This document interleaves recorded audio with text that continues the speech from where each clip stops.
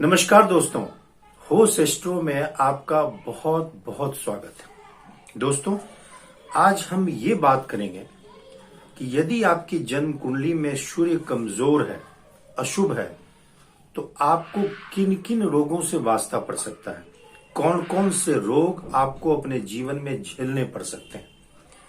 ये बात थोड़ी अजीब लगती है, विचित्र सा लगता है कि रोगों का संबंध ग्रहों से क्या हो सकता है। आज तक तो हम ये जानते आए हैं कि खराब खान पान, आचार विचार की गड़बड़ी, वातावरण की दिक्कतें, इन्फेक्शन, वायरस, इन तरह की चीजों से जीवन में रोगों का वास्ता पड़ता है। भला इसमें ग्रहों का क्या योगदान है? मित्रों, ग्रहों का एक अदृश्य प्रभाव हमारे जीवन में बड़े व्यापक रूप से पड़ता है। ग्रहों के पास हमारे पुराने कर्मों का, वर्तमान कर्मों का पूरा लेखा जोखा है। इसीलिए पुराने कर्मों का, नए बनते हुए कर्मों का एक हिसाब किताब और उसके फल का हमारे जीवन में वितरण अदृश्य रूप में ग्रहों की जिम्मेदारी है। ये विषय बड़ा गहन है कि ग्रह अदृश्य रूप में हमारे जीवन में हमारे किए गए कर्मों का, हमारे हो रहे कर्मों का जो एक फल वितरण है, उसकी जिम्मेदारी उनके पास है। इसलिए ग्रहों से ये पता किया जा सकता है कि हमें किन किन रोगों से वास्ता पड़ेगा और ये ग्रह, वो ग्रह कौन से रोग दे सकते हैं। आज हम सूर्य की बात करते हैं कि यदि आपकी जन्म कुंडली में सूर्य अशुभ है, कमजोर है, तो वो क्या रोग दे सकते हैं। देखिए, सूर्य को आत्मा का कारक माना गया है। सर्वप्रथम ग्रहों में सूर्य राजा है। यदि सूर्य ही अशुभ हो गया, सूर्य ही कमजोर हो गया, तो हमारे जीवन का स्वास्थ्य, हमारा जो स्वास्थ्य है, वो उथल पुथल भरा हो जाएगा। क्योंकि सूर्य आत्मा का कारक है, तो हमारे आत्मविश्वास पर बहुत व्यापक प्रभाव पड़ेगा। सूर्य आत्मा का कारक है, आत्मविश्वास से उसका गहरा रिश्ता है। हमारे जीवन में जो ओज है, जो ऊर्जा है, उसका संबंध सूर्य से है। तो सूक्ष्म रूप से यदि सूर्य कमजोर हुआ, अशुभ हुआ, तो हमारे ओज पर, हमारे प्रभाव पर बहुत बुरा प्रभाव पड़ेगा और हमारा स्वास्थ्य कमजोर हो सकता है। सूर्य का संबंध सदियों से नेत्र से बताया गया है। तो सूर्य यदि कमजोर है तो हमारी नेत्र की ज्योति प्रभावित हो सकती है। देखिए, सूर्य को पित्त कारक ग्रह माना गया है, यानी वात पित्त कफ का जो विभाजन है। तो जिन ग्रहों को वात कारक माना गया है, कुछ ग्रहों को पित्त कारक माना गया है, कुछ को कफ कारक माना गया है। वात पित्त कफ, तो ये तीन जो अलग अलग धातुओं के अलग अलग ग्रह हैं, तो उसमें सूर्य को पित्त कारक माना गया है। तो यदि सूर्य अशुभ हुआ, कमजोर हुआ, तो हमारा पित्त कुपित हो जाएगा। पित्त अगर ये कुपित हुआ तो शरीर में जो गर्मी का, जो हीट का बैलेंस, वो बिगड़ जाएगा। तो एक दाहकता सी शरीर में रहती है, शरीर में अत्यधिक गर्मी का संचार होगा और अत्यधिक गर्मी हमारे प्यास को बढ़ाएगा। जल की खपत हमारे शरीर में बढ़ेगी, उससे हमें महसूस होगा कि हमारे शरीर में पित्त की वृद्धि हुई है।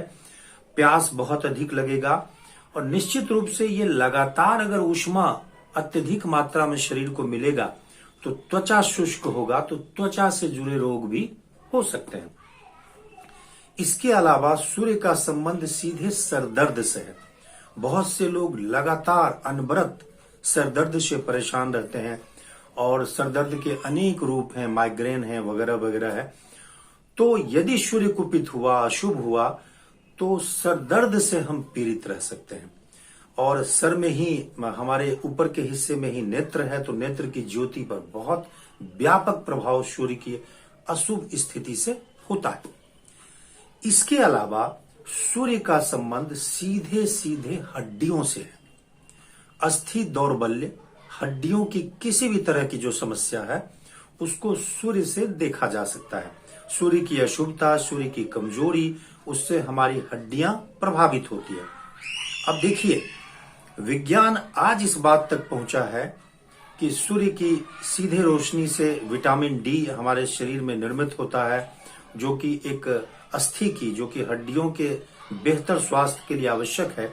लेकिन सदियों से ज्योतिष इस बात को कहता आया है कि सूर्य का सीधा संबंध हड्डियों से है।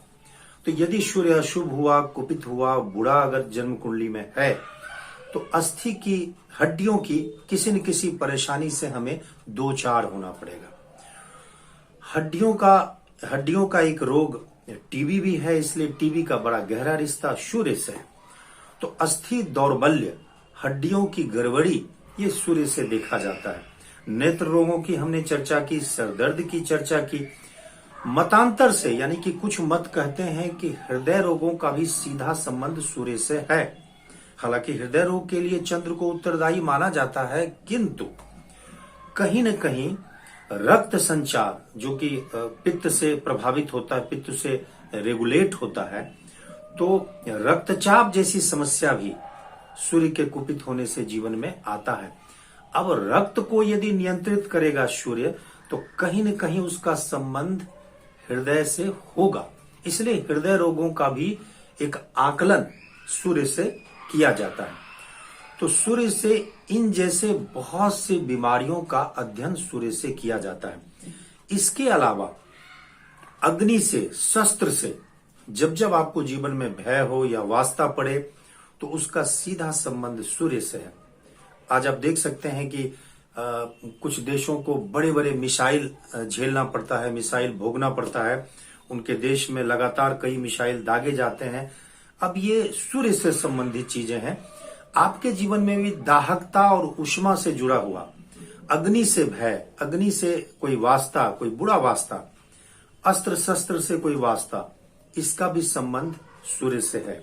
सर्प भय को भी सूर्य से सूचित किया जाता है, सूर्य से उसका अध्ययन किया जाता है। चौपाया का भय, यानी कि गाय, जानवर आदि जितने भी जानवर हैं, सींग वाले जानवर हैं, या अन्य जानवर भी हैं जिनका कभी किसी के जीवन में कोई बुरा असर हो, तो उसका भी सूर्य से संबंध होता है। ये कुछ ऐसी परिस्थितियां हैं जिसका संबंध सूर्य से देखा जाता है। तो सूर्य यदि कुपित हुआ, अशुभ हुआ, तो पित्त से जितने भी रोग होते हैं उनका वास्ता हमारे जीवन में होगा, नेत्र रोगों का वास्ता होगा, अस्थि दौर्बल्य का वास्ता होगा, और हमारे जीवन में अस्त्र शस्त्र का जो एक परेशानी है वो झेलना पड़ेगा। हृदय रोग जैसे रोगों से वास्ता पड़ सकता है, रक्तचाप अनियंत्रित हो सकता है। एक लंबा लिस्ट है जो सूर्य के कुपित होने से और उनके अशुभ प्रभाव से जीवन में रोगों का सामना होता है। ये विषय गहन है। मैंने आपको संक्षेप में और सार रूप में कुछ महत्वपूर्ण रोगों को चिन्हित किया जिसको सूर्य से देखा जा सकता है। और इतनी बातें सुनते सुनते संभवतः आपको कुछ अनुभव भी अपने जीवन में हो सकता है कि आप सूर्य के किस प्रभाव को झेल रहे हैं। अब जब ग्रह से रोग होते हैं, परेशानियां उत्पन्न होती हैं, तो निश्चित रूप से उनका समाधान भी शास्त्रों ने बताया है। अब समाधान के रूप में यदि इन तमाम तरह की परेशानियां सूर्य के अशुभ प्रभाव से आपको झेलना पड़ रहा है, तो निश्चित रूप से सूर्य को शांत करने के लिए रविवार का दिन बड़ा ही उत्तम होता है। रविवार के दिन आप सूर्य की पूजा कर सकते हैं। बड़ा ही अच्छा मंत्र है, ओम आदित्याय नमः। इन मंत्रों का अनवरत आप जप करें, 1-2 माला रविवार को जप करें। लाल पुष्प और जल में डालकर सूर्यदेव को अर्घ दें। इसके अलावा शास्त्रों ने आदित्य हृदय स्तोत्रम की बड़ी महिमा गाई है। वाल्मीकि रामायण का ये छोटा सा प्रसंग जो आदित्य हृदय स्तोत्रम है, जिसका जप करके और सूर्यदेव की विधिवत पूजा करके भगवान राम ने रावण जैसे आतताई को मारा था। यह स्तोत्र बड़ा ही उत्तम माना गया है सूर्यदेव की कृपा पाने के लिए। रविवार को आदित्य हृदय स्तोत्र का पाठ कर सकते हैं और पाठ के उपरांत सूर्यदेव को जल अर्पित कर सकते हैं। तो इससे सूर्य से संबंधित रोगों से आप बच सकते हैं। गेहूं का दान, गुड़ का दान बड़ा ही उत्तम माना गया है सूर्यदेव को खुश करने के लिए। इसके अलावा परिवार में पिता, समाज में जो भी ऊंचे पदाधिकारी हैं, समाज के जो मुखिया हैं, जिला के जो मुखिया हैं, देश के जो मुखिया हैं, उनके प्रति एक आदर भाव सूर्य संबंधित परेशानियों से बचने का एक कारगर उपाय होता है। यदि सूर्य की परेशानियां आपके जीवन में आ रही है तो बहुत सूक्ष्म रूप से यदि आप अध्ययन करेंगे तो आप पाएंगे कि अपने आसपास जिन जिन मुखियाओं से आपका वास्ता पड़ता है, परिवार से लेकर समाज और देश तक, उनके प्रति आपका कैसा व्यवहार है, आदर भाव है या एक दुराग्रह का भाव है या घृणा का भाव है, ये आप अपने जीवन में टटोल सकते हैं। और इसका भी रिश्ता सूर्यदेव से गहराई से जुड़ा हुआ है। कुछ ऐसे उपाय हैं जो सूर्यदेव को करके आप सूर्य से जुड़े हुए जो कोप हैं उनसे बच सकते हैं। आगे के वीडियो में हम चंद्र के अशुभ होने से कौन कौन से रोग होते हैं, मंगल, बुध, गुरु, शुक्र आदि ग्रहों का भी अध्ययन आपके सामने हम प्रस्तुत करेंगे। तो पहला काम तो ये कर लीजिए कि जल्दी से इस चैनल को सब्सक्राइब कर लीजिए, क्योंकि आप सब्सक्राइब करेंगे तो बड़ी आसानी से हमारा वीडियो आप तक पहुंचेगा और इन बातों से आप अपने जीवन में लाभ उठा सकते हैं। आज विदा चाहूंगा। आपने बड़े ही ध्यानपूर्वक और बड़े प्रेम से हमारे इस वीडियो को सुना। बहुत बहुत आभार।